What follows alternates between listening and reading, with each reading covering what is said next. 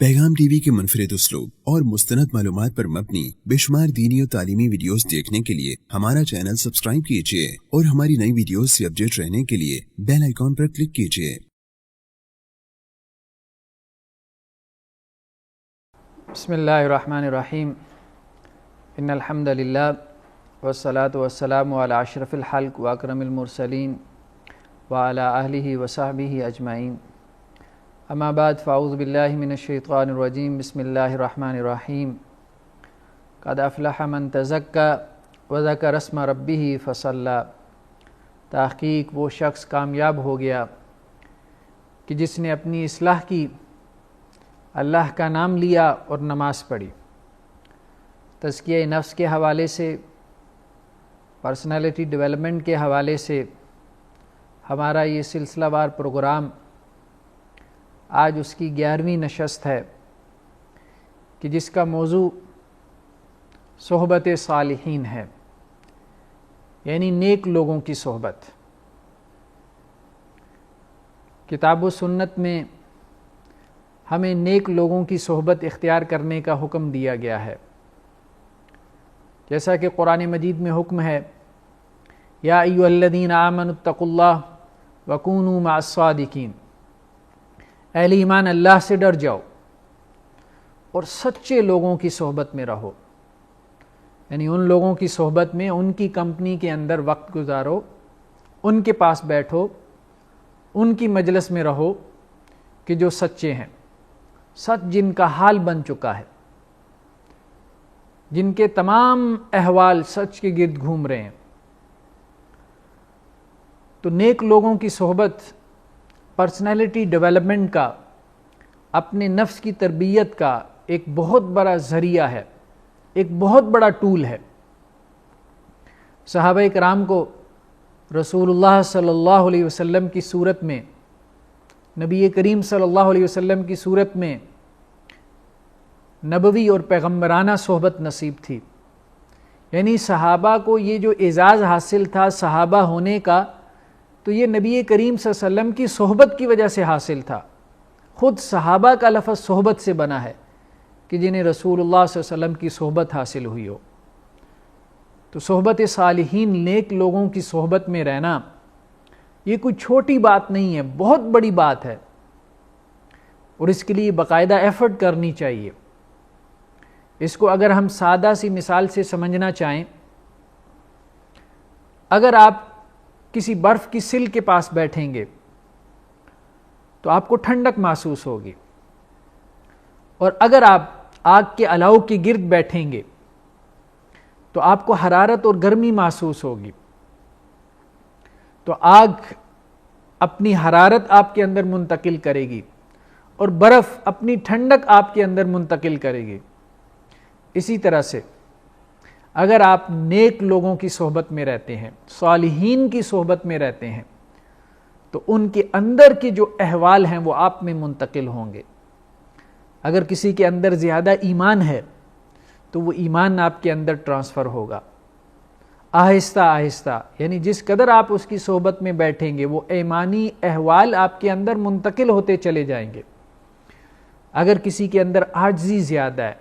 Humbleness زیادہ ہے، یعنی عاجز اور ہمبل آدمی کی صحبت میں بیٹھنے سے آپ کے اندر عاجزی آ جائے گی، اور انسانوں کی تو بات دور کی، اگر آپ جانوروں کی صحبت میں رہنا شروع کر دیں تو جس قسم کے جانوروں کی طبیعت ہوگی وہی طبیعت آپ کے اندر آہستہ آہستہ منتقل ہونا شروع ہو جائے گی۔ ایک چرواہا جو بکریوں کے ریوڑ کے ساتھ رہتا ہے تو اس کے اندر عاجزی اور انکساری دیکھنے کو ملے گی۔ اگر آپ اونٹوں کے جو ہے وہ گلے کے ساتھ جو ہے وہ رہتے ہیں تو اونٹوں والی جو خاصیتیں ہیں وہ آپ کے اندر منتقل ہونا شروع ہو جائے گی۔ رسول اللہ صلی اللہ علیہ وسلم نے اسی بات کو ایک بہت ہی پیاری مثال کے ذریعے واضح کیا کہ صحبت کی مثال، یا اچھے اور برے ساتھی کی مثال، یا اچھی اور بری مجلس کی مثال، یہ ایسی ہی ہے جیسے کہ حامل مسک اور نافح کیر، یعنی خوشبو بیچنے والا، عطر بیچنے والا، پرفیوم کا کاروبار کرنے والا اور وہ جو کہ بھٹی کے اندر پھونک مارنے والا. تو اگر آپ کسی پرفیوم بیچنے والے کے پاس بیٹھتے ہیں تو کبھی نہ کبھی وہ آپ کو پرفیوم گفٹ کر دے گا. اگر وہ عطر یا پرفیوم آپ کو گفٹ نہ بھی کرے تو کم از کم خوشبو تو آپ کے، اگر وہ آپ کو پرفیوم گفٹ نہ بھی کرے تو کم از کم خوشبو تو آپ کو محسوس ہوگی، اس سے تو آپ لازماً فائدہ اٹھائیں گے. اور اگر آپ کسی بھٹی والے کے پاس بیٹھتے ہیں تو اور کچھ نہ ہو یہ تو ضرور ہوگا کہ کوئی آگ کی چنگاری آئے گی اور آپ کا کپڑا جلا کے راکھ کر دے گی. اور اگر بالفرض یہ نہ بھی ہو تو کم از کم اس بھٹی کا دھواں تو آپ کی ناک اور نتھنوں تک ضرور پہنچے گا، آپ کے لیے اذیت کا باعث بنے گا. تو رسول اللہ صلی اللہ علیہ وسلم نے فرمایا کہ یہی مثال ہے اچھی اور بری مجلس کی. اچھی مجلس میں بیٹھنے والا جیسا کہ کسی پرفیوم بیچنے والے کے پاس بیٹھنے والا ہے جسے خوشبو ہی ملے گی، اور بری مجلس میں بیٹھنے والا ایسی ہے جیسے کسی بھٹی والے کے پاس بیٹھنے والا، کسی لوہار کے پاس بیٹھنے والا، کہ آگ کی چنگاری اس کے کپڑوں پہ نہ بھی پڑے تو کم از کم دھواں تو اس کو لازماً پہنچے گا. تو تربیت کرنے کے لیے ضروری ہے کہ ہم اچھی کمپنی، اچھے لوگوں کی مجلس میں رہیں. کتاب کے ساتھ تربیت عموماً نہیں ہوتی. کتابیں پڑھنے سے یا وعظ سننے سے اتنی تربیت نہیں ہوتی جتنی نیک لوگوں کی صحبت میں بیٹھنے سے تربیت ہوتی ہے. اور نیک لوگوں کی صحبت سے مراد یہ نہیں ہے کہ ہم معاشرے کے اندر کوئی ہائرارکی قائم کر لیں، کوئی درجات یا کوئی گریڈیشن بنا لیں، کوئی خاص قسم کا ہم حلیہ اپنے ذہن کے اندر سیٹ کر لیں کہ اس حلیے والے لوگ جو ہیں وہ نیک ہیں تو ہمیں ان کی مجلس میں تکلف سے بیٹھنا ہے یا اس کے لیے اہتمام کرنا ہے. مطلب نیک لوگوں سے مراد ہمارے ارد گرد وہ لوگ جو ہماری ایکسس میں ہوں، وہ لوگ جو ہماری جان پہچان والے ہیں. کوئی خاص حلیے والے لوگ مراد نہیں ہیں، یہ ایسے لوگ مراد نہیں ہیں کہ جن کے ساتھ کوئی صاحب کے لاحقے ہوں، ٹائٹلز لگے ہوں، یہ علامہ صاحب، یہ پیر صاحب، یہ مرشد، یہ فلاں قطب غوث ابدال. یہ نہیں. آپ کے دوستوں میں سے اگر کچھ دوست ایسے ہیں جن کو آپ سمجھتے ہیں کہ وہ آپ سے زیادہ نیک ہیں، آپ ان کی صحبت میں بیٹھیں. آپ کے محلے کی مسجد میں کچھ نمازی آپ کو ایسے مل جائیں گے جو عمر میں آپ سے بڑے ہیں اور ان کی تکبیر اولیٰ فوت نہیں ہوتی، ان کی مجلس میں بیٹھیں. اور رسول اللہ صلی اللہ علیہ وسلم کی جیسے ایک حدیث ہے کہ آپ صلی اللہ علیہ وسلم فرمایا کہ الوالد اوسط ابواب الجنہ، کہ والد جو ہے وہ جنت کے دروازوں میں سے بہترین دروازہ ہے. یعنی جنت میں آپ کسی دروازے سے داخل ہوں گے نا، جنت کے اندر جو آپ کی انٹری ہے کسی گیٹ سے ہوگی، اور جنت میں داخل ہونے کے جو دروازے ہیں، جو انٹریز ہیں، ان میں سے ایک بڑی انٹری، ایک بڑا گیٹ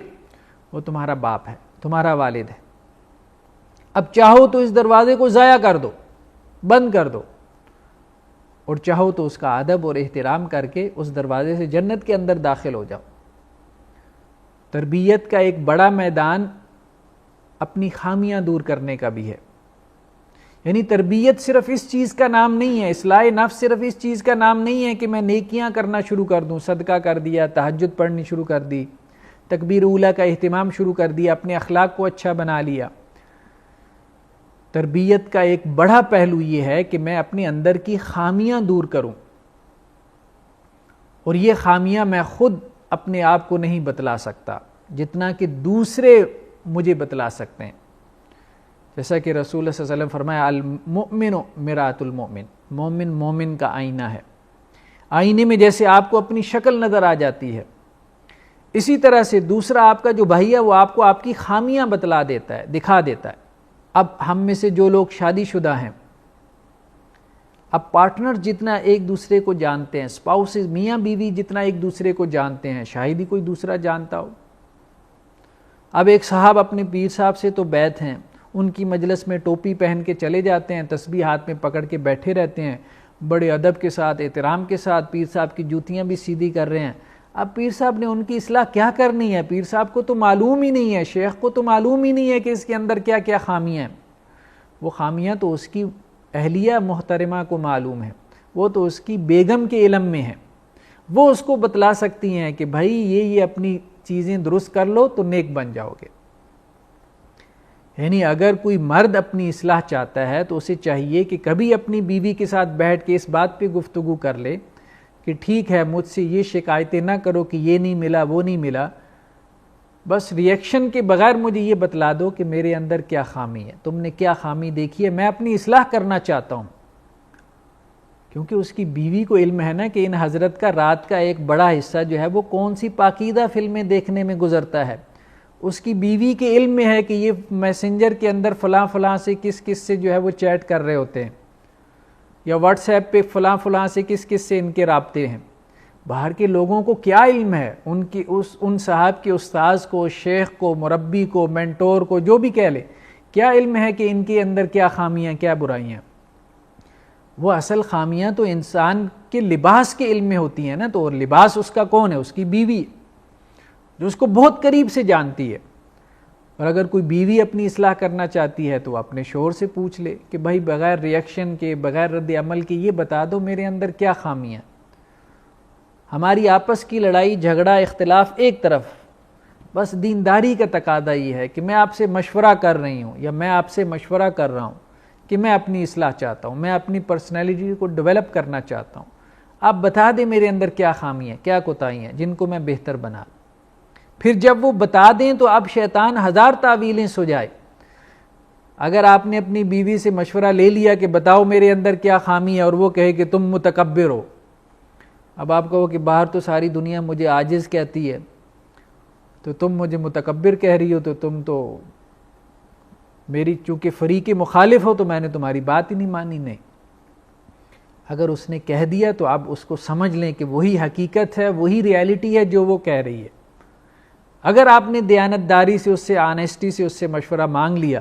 تو اب باہر ساری دنیا اگر آپ کو ہمبل کہتی ہو، عاجز کہتی ہو، تو دنیا جھوٹ کہہ رہی ہے۔ اور آپ نے گویا کہ صبح جب اپنے گھر سے نکلتے ہیں تو ہمبلنس اور عاجزی اور انکساری کی ایک نقاب پہن کے نکل جاتے ہیں،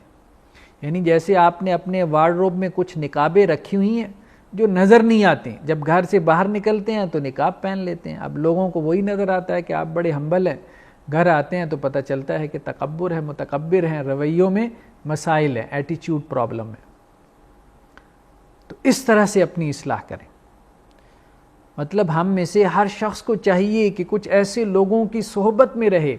جو اس کو بتلاتے رہیں کہ بھائی آپ کے اندر یہ خامیاں ہیں، مطلب ان سے مشورہ لیتے رہیں، ان سے پوچھتے رہیں، جیسے دنیا کے معاملے میں ہم مشورہ لیتے ہیں۔ اور یہ چیز ہمیں اپنے بڑوں میں، بزرگوں میں، سلف صالحین میں بہت زیادہ ملتی ہے۔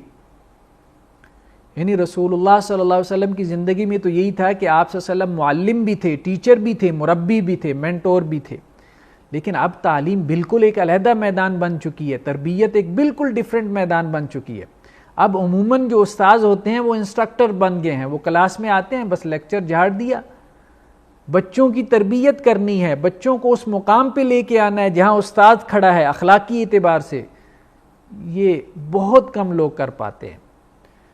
تو ضروری ہے کہ ہم کچھ ایسے لوگوں کی مجلس میں بیٹھیں کہ جنہوں نے اپنی تربیت کر لی ہو اور وہ تربیت کرنا جانتے ہوں۔ حضرت شیخ نذیر حسین دہلوی رحمہ اللہ، جو کہ بہت بڑے عالم دین تھے اور ان کے بڑے بڑے اساتذہ ہیں، بڑے بڑے حدیث کے اساتذہ ہیں جو ان کے شاگردوں میں سے ہیں پنجاب کے اندر، اور ان کی وجہ سے جو ہے وہ حدیث کا علم جو ہے وہ پورے پاکستان میں، بر صغیر میں، سب کانٹیننٹ میں بہت زیادہ پھیلا۔ تو حضرت عبداللہ غزنوی جو ان کے بڑے قابل شاگردوں میں سے ہیں، جب ان کے پاس آئے صحیح بخاری پڑھنے کے لیے،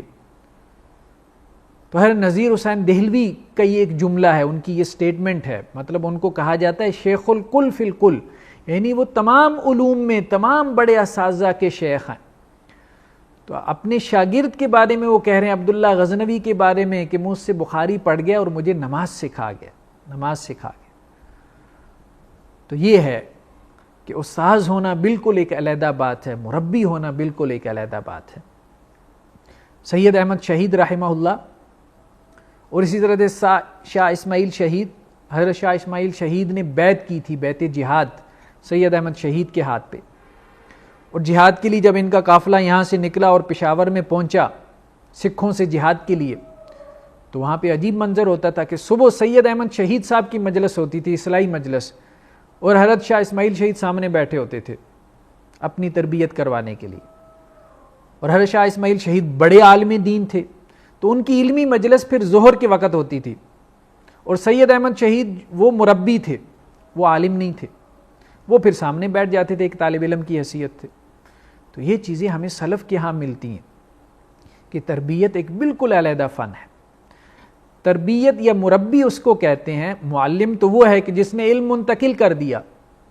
مربی وہ ہے کہ جو اپنے اسٹوڈنٹ کے اندر، اپنے شاگرد کے اندر صرف علم منتقل نہ کرے، اس کو صرف انفارمیشن ٹرانسفر نہ کرے، اسے صرف حدیث نہ سنا دے کہ تہجد پڑھنے کی اتنے فضائل ہیں، بلکہ اس کو تہجد کے اوپر لے آئے. مربی اس کو کہتے ہیں کہ نیکی کے جس لیول کے اوپر وہ خود کھڑا ہے اس لیول کے اوپر اپنے شاگرد کو لے آئے. انہی لوگوں کے بارے میں حدیث میں آتا ہے کہ یہ وہ لوگ ہیں کہ جو لوگوں کو خیر کی تعلیم دینے والے ہیں، اور ان لوگوں کے لیے مچھلیاں پانی کے اندر دعائیں کرتی ہیں، چیونٹیاں اپنے بلوں کے اندر دعائیں کرتی ہیں. اور ان لوگوں کے لیے دعا نہ کرنا یہ بہت بڑی بدبختی ہے کہ جن کے لیے اللہ کی ہر مخلوق دعا کر رہی ہو اور میں ان کے لیے دعا نہ کروں. مطلب ہمیں اپنی دعاؤں میں سے ایک بڑا حصہ ان لوگوں کے لیے مختص کرنا چاہیے کہ جو لوگوں کو خیر کی تعلیم دے رہے ہیں. اللہم اغفر لمعلم الناس الخیر، اللہ تعالیٰ ان لوگوں کی مغفرت فرما کہ جو لوگوں کو خیر کی تعلیم دے رہے ہیں، جن کے لیے چیونٹیاں دعا کر رہی ہیں، جن کے لیے مچھلیاں دعا کر رہی ہیں، جن کے لیے ہر مخلوق دعا کر رہی ہے، مغفرت کی دعا کر رہی ہے. تو یہ صرف خیر کی تعلیم نہیں دے رہے، بلکہ یہ لوگوں کے اندر خیر پیدا کر رہے ہیں اپنے علم کے ذریعے سے. یعنی انہوں نے علم کو خیر پیدا کرنے کا ٹول بنا لیا. اپنے طالب علم کو یہ نیکی کی اس سطح پہ لے آئے ہیں کہ جس سطح کے اوپر جو ہے وہ لے کر آنا ہمارے دین کا تقاضا تھا، مطالبہ تھا. یہ ہے تربیت. تو تعلیم اور چیز ہے، تربیت اور چیز ہے. ہاں یہ ممکن ہے کہ ایک اچھا استاذ، ایک اچھا معلم، ایک اچھا مینٹور بھی ہو، ایک اچھا مربی بھی ہو، تربیت کرنے والا بھی ہو. لیکن اب سوسائٹی میں تقسیم ہو چکا. کچھ لوگوں نے تربیت کے میدان کو پکڑ لیا، کچھ لوگوں نے تعلیم کے میدان کو پکڑ لیا. تو اگر ہم تعلیم کے میدان میں علم حاصل کر رہے ہیں تو ہمیں اس کی بھی فکر کرنی ہے کہ ہم نے اپنی تربیت کرنی ہے، اور اس تربیت کے لیے ہم نے ایسے افراد کو ڈھونڈنا ہے کہ جو اپنی تربیت کر چکے ہوں، جو اللہ کی طرف سلوک کی کچھ منزلیں طے کر چکے ہوں، اور ہم ایسے لوگوں کی صحبت میں رہیں اور ان کی صحبت سے پھر ہم اپنی تربیت کرنے کے قابل بن جائیں. یہ ہے صحبت صالحین، نیک لوگوں کی صحبت میں رہنا، اچھے لوگوں کی صحبت میں رہنا، اس لیے کہ ان سے انسپائر ہو کے ہم خود ان جیسے بننے کی صلاحیت اپنے اندر پیدا کر لیں. اللہ سے دعا ہے کہ اللہ تعالی ہمیں نیک لوگوں کی صحبت اختیار کرنے کی توفیق عطا فرمائے. وآخر دعوانا الحمدللہ رب العالمین. پیغام ٹی وی